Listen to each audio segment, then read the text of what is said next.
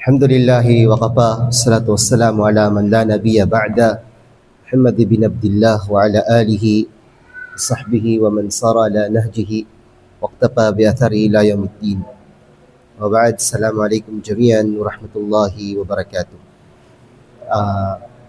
Sa pagtutuloy ng ating talakayan patungkol sa talambuhay ng Propeta Muhammad sallallahu alaihi wasallam, ang muling natalakay natin ay pagbalik tanaw sa pangyayari sa buhay ng Propeta Muhammad sallallahu alaihi wasallam.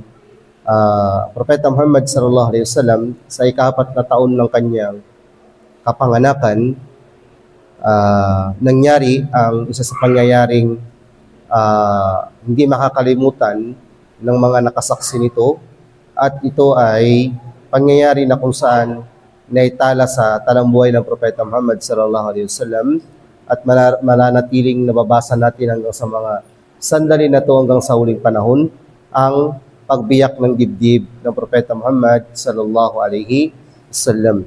So, ikinento ayon sa hadith ni Imam Muslim, sa hadith na iniulas ni Anas radhiyallahu an, sabi niya ay dumating kay Propeta Muhammad sallallahu alaihi wasallam si Jibril, habang ang Propeta Muhammad sallallahu alaihi wasallam ay naglalaro kasama ng mga bata, at siya ay pinahiga at biniyak ang kanyang dibdib at nilabas ang kanyang puso, at may tinanggal sa puso niya na kung saan lugar na party o doon nananalagi si Shaitan sa puso ng isang tao. Pagkatapos ito ay hinugasan ng tubig ng Zamzam, pagkatapos ito ay ibinalik sa dati nitong lugar, hanggang sa makadating ang mga bata kasama ang kanilang nanay, na siya ang tumatayong pangalawang nanay ng Propeta Muhammad sallallahu alaihi wasallam, dahil sa kanya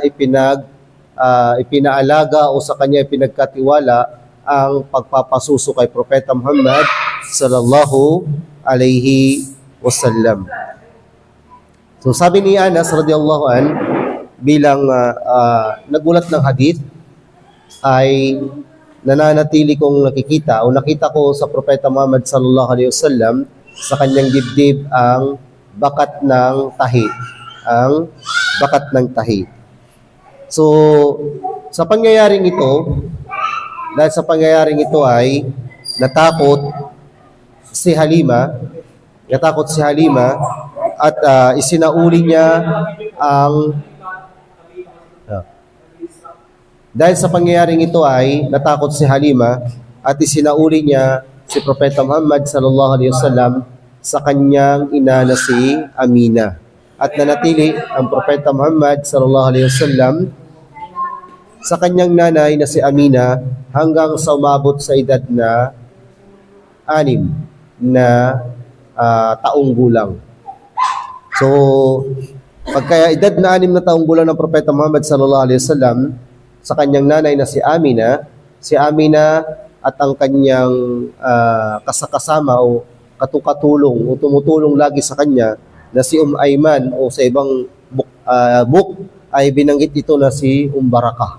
So sinabi dito na naglakbay si Amina, si Ayman at ang Propeta Muhammad sallallahu alaihi wasallam mula sa Makkah patungo ng Madina upang dalawin o bumisita sa Madina. So sa kanilang pag-uwi mula sa Madina punta ng Makkah ay dinatnan ng kamatayan ang nanay ng Propeta Muhammad sallallahu alaihi wasallam sa pagitan ng Madina at ng Makkah, na ang lugar kung tawagin ay Abwa. At dito na ang Propeta Muhammad sallallahu alaihi wasallam ay naging yatim. O ano ba yung yatim? Ano ba yung yatim sa Tagalog? Yung walang nanay, walang tatay. Ang yatim kasi sa Arabic ay walang tatay. Ang yatim sa Arabic, walang tatay. Iba rin ang tawag ng mga Arab kapag walang nanay o yung nanay naman ang namatay. So, ang Propeta Muhammad sallallahu alaihi wasallam sa edad na 6 ay namaalam na ng tuluyan ang kanyang dalawang magulang. So, si Ayman ay hinatid niya ang Propeta Muhammad sallallahu alaihi wasallam mula sa Abwa pabalik ng Makkah sa kanyang lolo na si Abdul Muttalib. So, labis ang pagkalungkot na nadarama ng kanyang lolo sapagkat sa murang edad, below 10, ay ang kanyang apo ay yatim na siya. Totally yatim. So, bago pa lang siya pinanganak, yatim na siya sa kanyang, ulila na siya sa kanyang tatay. At sa edad na wala pang 10, totally ulila na siya sa kanyang nanay. So, wala siyang naiwan na kapatid at wala na ang kanyang tatay, wala na ang kanyang nanay. So, kanino siya nanatili? Sa kanyang lolo. At ang lolo ng Propeta Muhammad sallallahu alaihi wasallam ay labis ang kanyang pagmamahal sa kanyang apo na kung saan ay nilalagyan niya ito ng lugar sa mga pagtitipon. Halimbawa, may pagtitipon, Propeta Muhammad sallallahu alaihi wasallam may special na lokasyon ng pagtitipon. So pag may pagtitipon, darating ang Propeta Muhammad sallallahu alaihi wasallam ay pinapaupo ito ng lolo niya sa karapat-dapat na upuan niya na hindi inupuan ng kanyang mga anak, na hindi inupuan ng mga tito at tita ng Propeta Muhammad sallallahu alaihi wasallam. So ganun kataas yung ibinibigay na pagmamahal, respeto, katayuan ng lolo ng Propeta Muhammad sallallahu alaihi wasallam kay Propeta Muhammad sallallahu alaihi wasallam. Lagi niyang hinihimas-himas yung likod, yung ulo niya dahil sa awa niya dun sa apo niya na sa ganitong edad at ganitong gulang ay naranasan niya yung hindi pangkaraniwang nararanasan ng mga bata, ang maging ulila sa magkabilang panig ng magulang. Nanay, wala na. Tatay, wala na rin. So, pagkalipas ng 2 taon, umidad ng 8 taon ng Propeta Muhammad sallallahu alaihi wasallam, namatay na din ang kanyang lolo. Namatay din ang kanyang lolo. So, wala pa siyang 10, patay na ang kanyang nanay, patay na ang kanyang tatay, patay na rin ang kanyang lolo. Ang kanyang lolo na mahal ang kanyang tatay, patay na. Ang kanyang lolo na pumili ng mapapangasawa ng kanyang tatay, patay na. Ang kanyang lolo na muling nagpangalaga sa kanya pagkatapos ng kanyang mga magulang, patay na din. Pero bago namatay si Abdul Muttalib, ay inahabilin niya o inilipat niya ang pangangalaga sa kanyang apo, sa kanyang anak na si Abu Talib. Nilipat niya kay Abu Talib. At si Abu Talib ang tumayong magulang, tiyo ng Propeta Muhammad sallallahu alaihi wasallam at kanyang tinindigan ang pagtayo sa Propeta Muhammad sallallahu alaihi wasallam bilang kanyang pamangkin, bilang anak ng kanyang kapatid, bilang pinakamamahal o mahal na mahal ng kanyang tatay, at dahil ito rin ay isang ulilang bata na wala ng nanay at wala ng tatay. Binigyan niya ito ng karapat-dapat na respeto, karapat-dapat na katayuan, karapat-dapat na pagmamahal, at dito ay nanatili ito sa tabi ng Propeta Muhammad sallallahu alaihi wasallam hanggang umidad ang Propeta Muhammad sallallahu alaihi wasallam ng 40 years old. So, 40 years old, ibig sabihin, nanatili siya sa tabi ng Propeta Muhammad sallallahu alaihi wasallam sa loob ng 32 years. Nanatili siya sa tabi ng Propeta Muhammad sallallahu alaihi wasallam sa loob ng 32 years. Tinutulungan niya, gumagabay, kasama niya sa paglalakbay, kasama niya sa pagninegosyo, at marami pang iba. Nasa tabi siya ng Propeta Muhammad sallallahu alaihi wasallam, handa siyang protektahan, handa siyang turuan, handa siyang igabay sa maraming mga sa mga nangyayari sa buhay-buhay. So, nang ang Propeta Muhammad sallallahu alaihi wasallam ay umabot sa edad na 12 years old. 12 years old ng Propeta Muhammad sallallahu alaihi wasallam ay naglakbay siya kasama ang kanyang tiyo na si Abu Talib sa lugar ng Sham upang magnegosyo. Lugar ng Sham, ito yung lugar na bansa na nasasakupan ng Syria, Jordan, at mga ibang bansa na karatig nito. Nang dumating sila sa lugar ng Busra, na parte ng Syria. Busra, parte siya ng Syria, o Busra, kasama sa nasasakupan ng namumuno ng Syria, ay meron ditong isang rahib o isang munghe ng pangalan ay Bahira. Si Bahira, sa ibang aklat, tinatawag siya na Georges o ano bang tawag doon. Pero mas kilala siya sa aklat ng mga kasaysayan ng Propeta Muhammad sallallahu alaihi wasallam bilang Bahira ar-Rahib o si Bahira na monghe.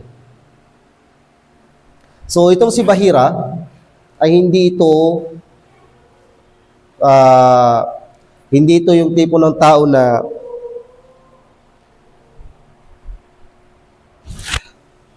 hindi ito yung tipo ng monghe na ini-entertain niya ang mga dumadaan sa kanyang lugar. Hindi niya ugali na entertain ng mga dumadaan sa kanyang lugar. Kasi si Bahira, meron siyang templo. Na bilang isang monghe, nandun siya sa templo at meron siyang kaalaman sa mga unang kasulatan. Ibig sabihin, yung mga unang kasulatan na binabanggit doon na may darating na propeta at may mga palatandaan ng pagka-propeta, meron siyang alam patungkol sa bagay na yun. So, si Bahira, hindi niya ugaling umarap sa mga tao at i-entertain ng mga manlalakbay na tumitigil upang magpahinga sa templo niya kapag dumadaan sila. Pero nang dumaan si Abu Talib at ang Propeta Muhammad sallallahu alaihi wasallam, sa mga pagkakataong yun, lumabas si Bahira.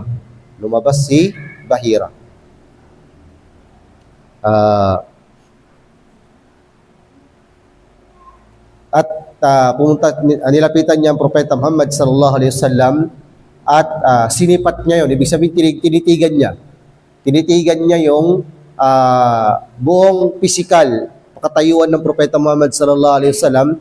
Tinitigan niya ng maigi. At sinabi niya, hada sayyidul alamin. O sabi niya ito ay mamumuno sa sangkatauhan. So sabi niya, ito ay hada rasulu rabbil alamin. Ito ay magiging sugo ng Panginoon ng sanlibutan. So si Abu Talib ay nagugulat siya. Paano siya nagsasabi ng munghe na ito? Sabi niya, tapos sinabi niya ni Bahira ar-Rahib, ay itong tao na to ipapadala ng Allah subhanahu wa ta'ala bilang habag sa sangkatauhan. So nagugulat ngayon si Abu Talib, bakit anong sinasabi ng munghe na ito sa pamangkin ko na si Muhammad sa edad na 12 years old, ay sinasabi niya na ito ay sugo ng Allah, ipapadala ng Allah bilang habag sa sangkatauhan. Sabi niya, nang tatanong-tanong niya yung rahib ng ganito, tinatanong-tanong niya si Bahira ng ganito, sabi ni Bahira, hindi ba ninyo napansin na nang dumaan kayo sa burol, papunta dito, hindi niyo ba napansin na ang mga puno, ang mga bato ay nagpapatira pa sa tao na to? Sabi niya, hindi niyo ba napansin na yung mga hindi pangkaraniwang nangyayari sa kapaligiran tulad ng ang mga bato ay nagbibigay ng pagbati kay Propeta Muhammad o ang mga puno ay nagpapatira pa kay Propeta Muhammad, ang mga bato nagpapatira pa kay Propeta Muhammad, at ang mga ito, sabi ni Bahira, hindi ito magpapatira pa liban na lamang sa isang propeta. Sabi ni Bahira. Saan niya nalaman yon?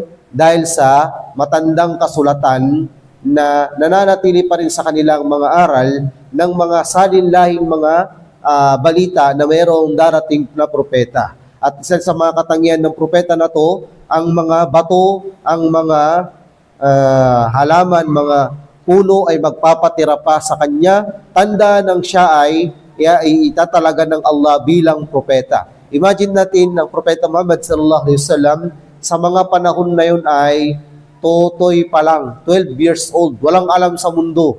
Hindi niya alam na ang papasanin niyang mensahe sa hinaharap ay mabigat pa sa pwedeng pasanin ng sino mang tao sa mga panahon na yun at sa mga sumunod na panahon. So binalita sa kanya na sabi ni Rahib na Bahira na yon, ako ay natitiyak po na ang taong yan o ang batang yan o ang binata na yan ay merong palatandaan sa kanyang dito sa may likod ng malambot na buto. Ano bang tawag ng malambot na buto? Basta malambot na buto dito sa may likod. Oh, na parang hugis mansanas sa kanyang likod, dito sa may kanyang likod. At ito ay palatandaan ng isang propeta. So, palatandaan ng isang propeta. At ang kaalaman na to ay nakikita at nababasa na namin sa aming mga aklat na ipinarating ng mga unang mga kaalaman na nananatili pa rin. So, dahil sa pangyayaring yon, ay binuksan niya ang kanyang pintuan, sinalubong sila ng ahsanud diyapa. Pinabisita sila ni Bahira sa kanyang lugar na hindi naman niya totally ginagawa noon. Pinaghanda sila ng pinakamainam na paghanda. Kasi iniisip niya na yung tao na to ay magiging propeta sa hinaharap. Magiging propeta sa hinaharap at ang bisita niya ay propeta sa hinaharap. Pinakain niya sila, pinaghandaan sila ng pinakamainam na paghahanda. At pagkatapos, sinabi niya ay kay Abu Talib, sabi niya na bibigyan kita ng payo. Nawa sundin mo ang aking ipapayo.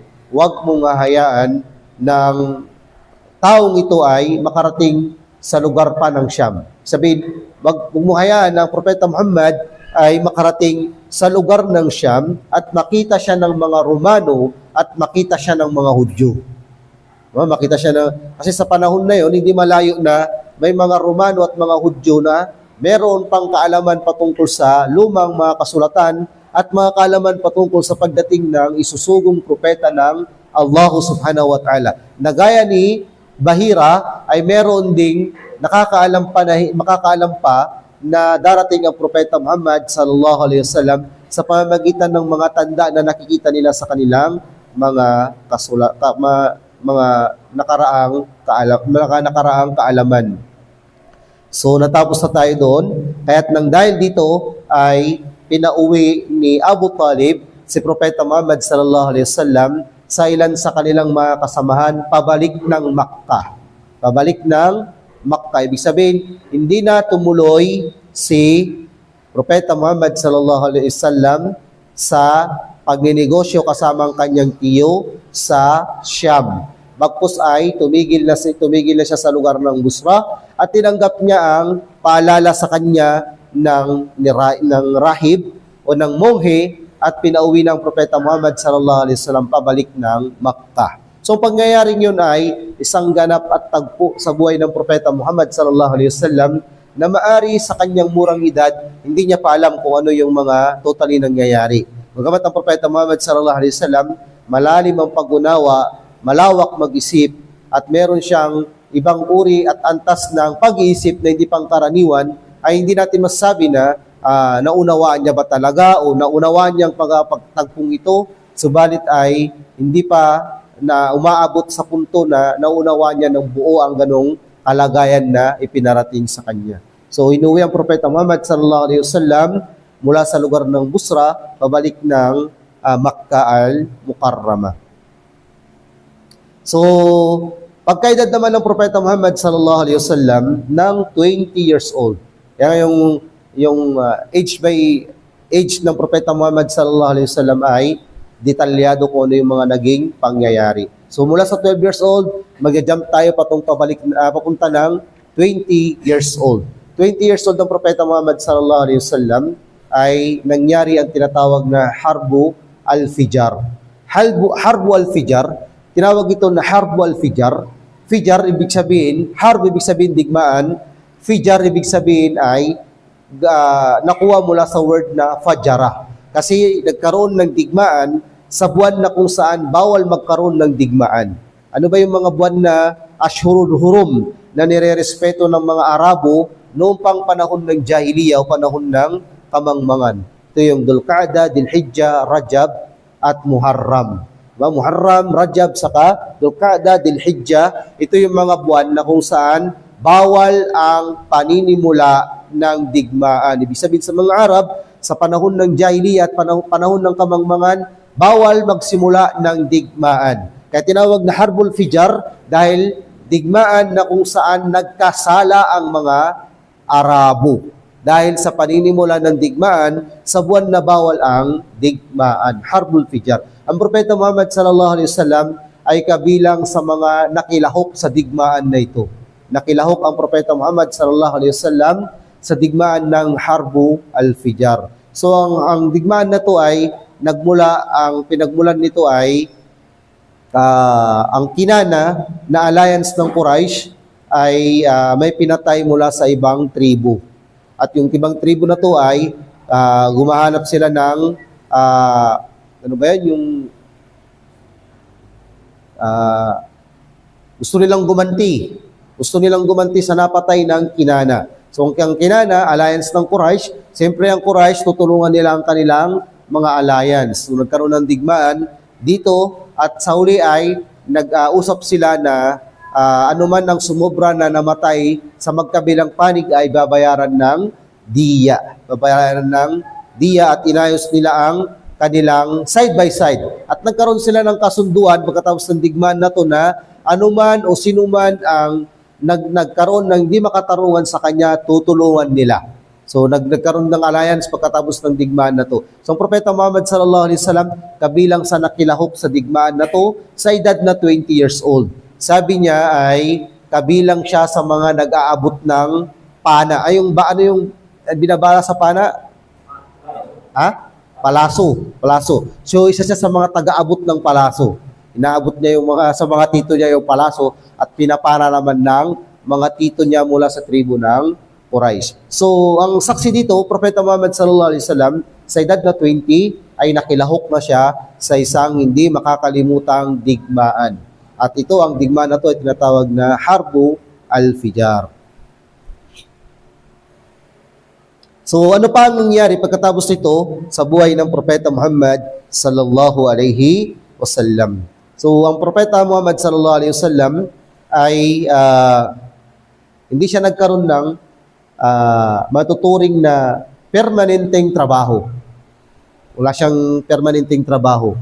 So, mostly ang Propeta Muhammad sallallahu alaihi wasallam sa kanyang pagkabinata, hindi siya nagkaroon ng permanenteng trabaho. Wala siyang permanenteng trabaho. So, ang naiulat na mostly na tinatrabaho ng Propeta Muhammad sallallahu alaihi wasallam o pinagkakaabalahan niya ay nagpapastol ng kambing.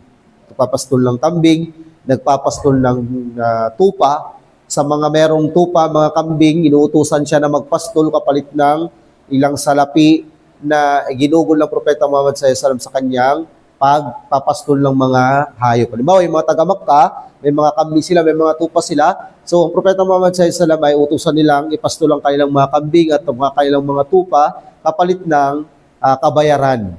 So yun ang naiulat na pinagkakabalahan ng Propeta Muhammad sallallahu alaihi wasallam. So sa ibang narration naman, Propeta Muhammad sallallahu alaihi wasallam ay hindi niya ginugol ang kabuuan ng kanyang edad sa papastol. May mga naiulat na may ilan sa mga parte ng buhay niya na lumabas siya at nagnegosyo. Pero hindi man nagtuloy-tuloy. Pero, kumbaga, mas marami ang naging sandali sa pagpapastol niya ng mga kambing at mga tupa kumpara sa naiulat na siya ay nakipagnegosyo. At naiulat ng Propeta Muhammad sallallahu alaihi wasallam ay merong mga pagkakataon na siya ay ng ibang lugar upang magnegosyo at katunayan niyan ay meron pa siyang syarik, meron siyang katandem, kapartner sa kanyang pagninegosyo ng pangalan ay Sa'ib ibn Abi Sa'ib al-Makhzumi. Sa'ib ibn Abi Sa'ib al-Makhzumi. At ito ay nilalarawan ng Propeta Muhammad sallallahu alaihi wasallam sa kanyang pagkikwento na khairu syarikin. Ibig sabihin, mainam na kapartner. La yudara wala yumarah. O ja'ahu yawmal fathi farahiba bihi. Ang katangian nitong si Sa'ib ibn Abi Sa'ib al-Makhzumi, hindi siya nakikialam at hindi rin niya sinisiraan ng Propeta Muhammad sallallahu alaihi wasallam. Sabihin, nilarawan siya ng Propeta Muhammad sallallahu alaihi wasallam sa kanilang paglalakbay bilang negosyante na ang kapartner niya na ito ay mainam na kapartner dahil hindi siya sinisiraan at hindi siya pinag-iisipan ng masama. Yung mga ganong klase ng partner ay magandang maging partner. Minsan yung kasama mo pa sa trabaho, toxic na kasama. Maganda lang kapag kaharap ka, pangit pag nakatalikod ka. Pagkaharap mo yung kaharap mo siya, magandang sasabihin sa'yo. Pagkaharap niya ang ibang tao na wala ka, pangit ang sinasabi patungkol sa'yo. Ibig sabihin, hindi ka pinagtatakpan sa kung ano yung mga masasama na meron sa'yo. So, pinakamainam na kaibigan, yung mabuti ang ipapakita niya sa'yo, salita at gawa pagkaharap ka, pagkatapos pagtatakpan ka pag nakatalikod ka. Yun yung mainam na kaibigan. Baka kung ano man narinig niya sa iba patungkol sa iyo ay hindi yun agad paniniwalaan niya. At hindi siya magpapanimula ng hindi maganda patungkol sa iyo. Bagamat tayo, hindi natin maiwasan minsan, meron tayong mga attitude, mga ugali na lalabas at lalabas dahil tao pa rin tayo, meron tayong mga negative side na nakikita ng mga taong madalas na kasama natin. Alam mo, asawa mo, kilala ka niya mula ulo hanggang paa. Pati nilalaban ng puso mo at utak mo, alam niya. Ganon kalawak yung pagkakalab sa iyo ng asawa mo. Kaya pagkaharap niyang ibang tao, ayaw niyang sabihin ang makakasama sa iyo. Dapat ganon talaga yung asawa. Hindi yung ibang tao ang kaharap niya, ichichismis ka niya na, yung asawa ko, kuripot. Asawa ko, doon lang nakaupo, doon lang nakahiga. Di ba? Mga ganong mga bagay. So, dapat ay katulad ng partner sa negosyo at sa lahat ng sandali ay pagtatakpang kanya. At ito ang Propeta Muhammad sallallahu alaihi wasallam ay nilalarawan niya sa Sa'ib ibn Abi Sa'ib al-Makhzumi bilang pinakamainam na kasama. Katunayan ng nasakop ng Propeta Muhammad sallallahu alaihi wasallam, nabuksan niya ang Makkah, ay binati niya si Sa'ib ibn Abi Sa'ib al-Makhzumi at tinuring at sinabi niya ito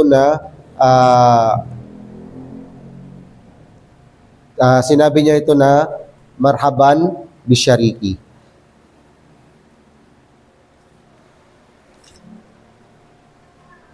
Marhaban bi aki wa syariki. So ito ay pinuri niya ng masakop niyang Makkah, ay ito ay kabilang sa mga binati niya na taga Makkah. Noong ang Propeta Muhammad sallallahu alaihi wasallam umidad na siya ng 25 years old, ay ito na rin yung simula ng pagninegosyo niya ng lumalabas ng Makkah patungo ng Madina. Sa taong din yun ay hinire siya ni Khadija. Hinire siya ni Khadija na magnegosyo sa negosyo ni Khadija. Ang naririnig kasi ni Khadija na merong isang tao na mapagkakatiwalaan sa negosyo. Hindi nang gugulang at hindi nang sasakim ng negosyo. So nang marinig ito ni Khadija, si Khadija sa taong yun ay nasa tugatog na siya ng tagumpay ng isang matagumpay na babae. Sabihin na sa kanya ang status sa buhay, nasa kanya ang kayamanan o negosyo, at isa siya sa mga may tuturing na mayroong antas ng katayuan sa lipunan ng mga kababaihang Araba. Sabihin bukod sa kanyang status o tribo na kinabibilangan, siya din ay kinikilala sa lipunan na kanyang ginagalawan at kilala siya sa kanyang pagpapalago ng negosyo. So nang narinig ni Khadija na merong isang lalaki na mapagkakatiwalaan sa paghawak ng negosyo, ay nakiusap siya na kung maaari ay i-handle yung negosyo ni Khadija, dahil nga babae si Khadija, at ang pag-handle ni Propeta Muhammad sallallahu alaihi wasallam sa negosyo ni Khadija ay bibigyan siya ni Khadija ng mas mainam sa ino-offer ng mga taong nag-o-offer sa kanya. So si Khadija dahil siya ay negosyante at nakarating sa kanyang balita patungkol sa katapatan at pagkakatiwalaan ng Propeta Muhammad sallallahu alaihi wasallam, nag-offer siya kay Propeta Muhammad kung papayag ito na i-handle ang negosyo niya, papunta ng Siyam kasama ang kanyang alalay na si Maysara. Lalaki si Maysara, ay magnenegosyo sila sa Siyam at dodoblehin o bibigyan ng mainam na karampatang sweldo ang Propeta Muhammad sallallahu alaihi wasallam sa paghandle niya sa negosyo ni Khadija. So, ang Propeta Muhammad sallallahu alaihi wasallam ay pumayag siya sa ganong usapan nila ni Khadija. At ganon nga ay umalis si Propeta Muhammad, inandil niya ang negosyo ni Khadija at kasama niya si Maysara. Si Maysara, ito ay lalaki na alaalalay ni Khadija. Kumbaga, bukod kay Propeta Muhammad, meron pang ibang kasama sa pagninegosyo si Khadija at ito si Maysara. Para kasama ng Propeta Muhammad sallallahu alaihi wasallam at umalis sila mula sa Makkah patungo ng Syam. Ang edad ng Propeta Muhammad sallallahu alaihi wasallam sa panahon na yun ay 25 years old. So nagnegosyo na Propeta Muhammad sallallahu alaihi wasallam o tuluyan na siyang lumabas ng Makkah at nagsimulang magnegosyo, umawak ng pagnenegosyo. Mainam na trabaho ang pagnenegosyo, naging trabaho din ito ng Propeta Muhammad sallallahu alaihi wasallam.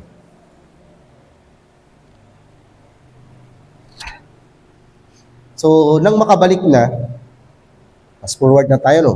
Nang makabalik si Propeta Muhammad sallallahu alaihi wasallam at si Maysara mula sa Syam, nakita ni Khadija na ang kanyang negosyo, ari-arian, ay lumago ng hindi sukat akalain niya.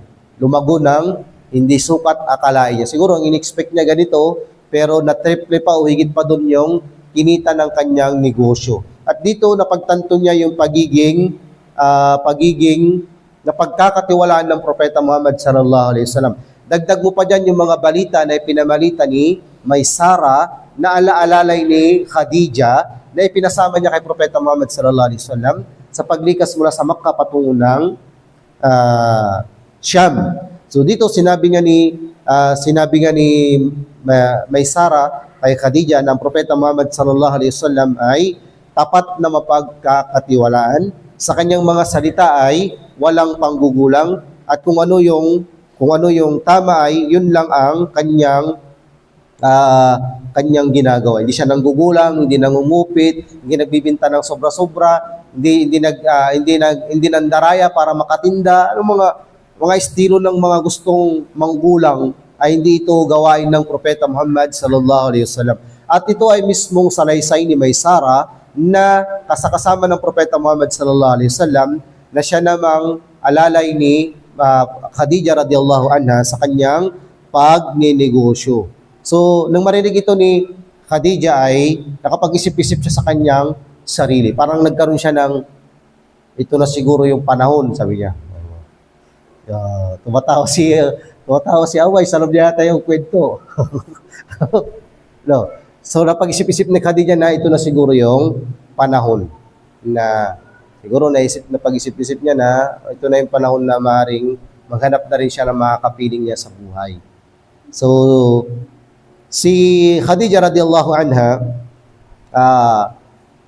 ang totoo nun bago siya naging asawa ng Propeta Muhammad sallallahu alaihi wasallam, bukod sa katayuan niya sa buhay at sa kanyang pagninegosyo, ay maraming mga kilalang matataas ng status sa buhay ng mga Quraysh at ng mga Arabo ang gustong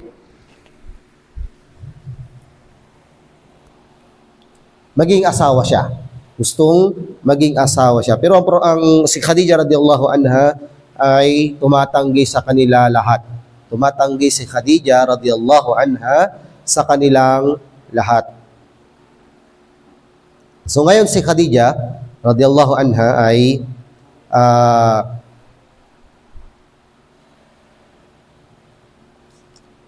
meron siyang kaibigan na si Nafisa. Si Nafisa, matalik na kaibigan ng propeta na ni Khadija radhiyallahu anha, inutusan niya si Nafisa na kausapin ng Propeta Muhammad sallallahu alaihi wasallam patungkol sa alok na maging asawa si Khadija radhiyallahu anha. So pumunta si Nafisa kay Propeta Muhammad sallallahu alaihi wasallam. Si Propeta Muhammad ay pumayag. Pumayag si Propeta Muhammad sallallahu alaihi wasallam. At si Propeta Muhammad ay kinausap niya ang kanyang mga tiyo at pumunta sila kay Khadija para mamanhikan o magpakasal. Una namanhikan sila. Pagkatapos nun ay di kalaunan, kinasal din sila agad. At doon nga ay kinasal si Khadija at si Propeta Muhammad sallallahu alaihi wasallam at umatin dito ang mga matataas na status sa buhay ng mga tribo ng Quraysh at sino pa sa kanila. So nangyari ito 2 2 months pagka-uwi ng Propeta Muhammad sallallahu alaihi wasallam mula sa Syam. Ibig sabihin ng umuwi ang Propeta Muhammad sallallahu alaihi wasallam mula sa Syam at niremit niya na yung dapat niyang i-remit kay Khadija. 2 months after nun ay ikinasal si Propeta Muhammad kay Khadija radhiyallahu anha. So, ang edad ni Khadija sa mga taon na yun ay 40 years old.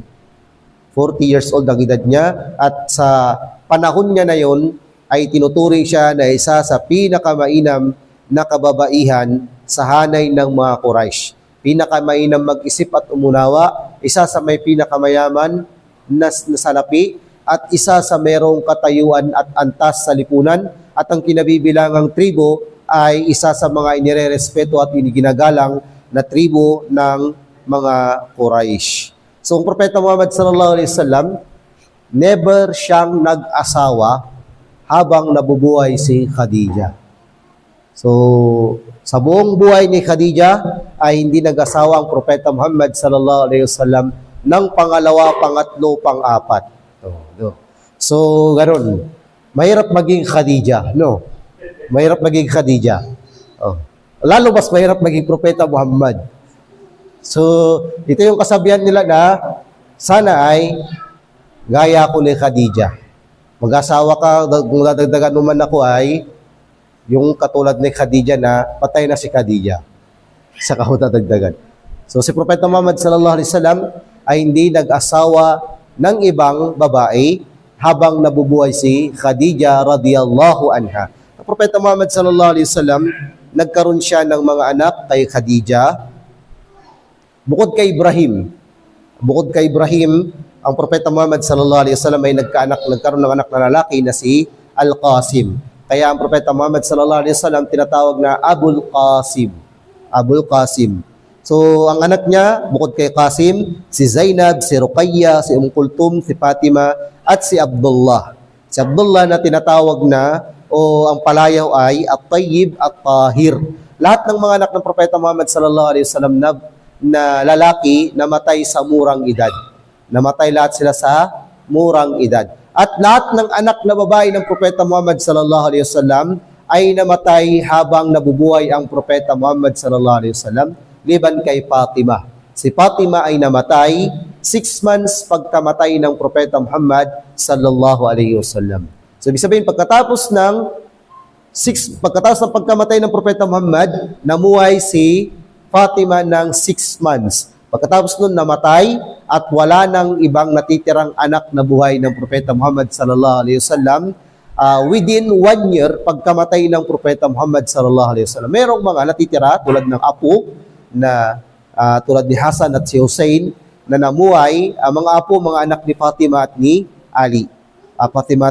Pero ang lahat ng anak na babae ng Propeta Muhammad sallallahu alaihi wasallam, si Kulthum, si Zainab, si Ruqayya ay namatay habang nabubuhay ang Propeta Muhammad sallallahu alaihi wasallam. At lahat sila naniwala, nanampalataya sa Allah subhanahu wa ta'ala sa pamamagitan ng Propeta Muhammad sallallahu alaihi wasallam. So, walang mga anak ang Propeta Muhammad na nagbinata at tumanda, lumaki na magsasabi ng ganito ganyan, tatay ko si Muhammad, tatay ko si Propeta Muhammad sallallahu alaihi wasallam. Walang ganun na kasi namatay na ang mga anak ng Propeta Muhammad sallallahu alaihi wasallam sa edad na bata. So, may ibang anak, Propeta Muhammad sallallahu alaihi wasallam, tulad ni Ibrahim, na tinuturing na naging anak niya kay Maria Giptiya.